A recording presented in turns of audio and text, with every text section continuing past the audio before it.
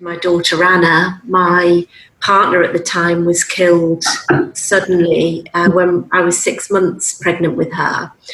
And I need to say that because it was the response that I received by my organisation at the time to what I was going through that made me realise the power of compassion. I'd describe it as people in the organisation metaphorically and physically putting their arms around me. Oh. So I returned back to work before Anna was born because I didn't want to have the situation where people didn't know whether to congratulate me on the birth of my first child or to share their condolences for my loss. So I made a decision to go back a month or so after my bereavement, and it was gestures of compassion at that time. I use one of them in the book.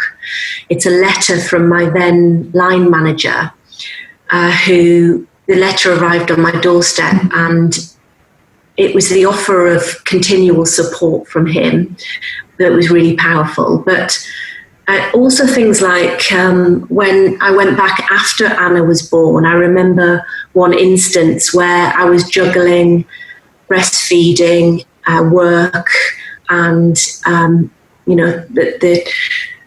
the madness of motherhood for the first time. And one of my colleagues offered to push Anna around in the pushchair to get her to sleep in the car park while I was doing a work call. And it's just small gestures like that that meant the world to me at the time. And I was working in research at the time and always knew that I wanted to do a doctorate.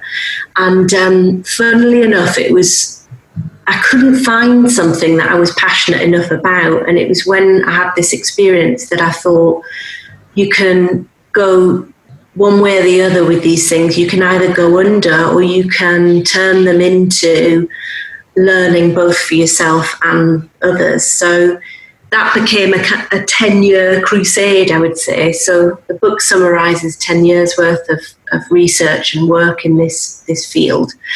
And what surprised me was very little has actually been done from a research point of view to look at the impact of trauma on the way people view themselves, those around them, and their relationship with work.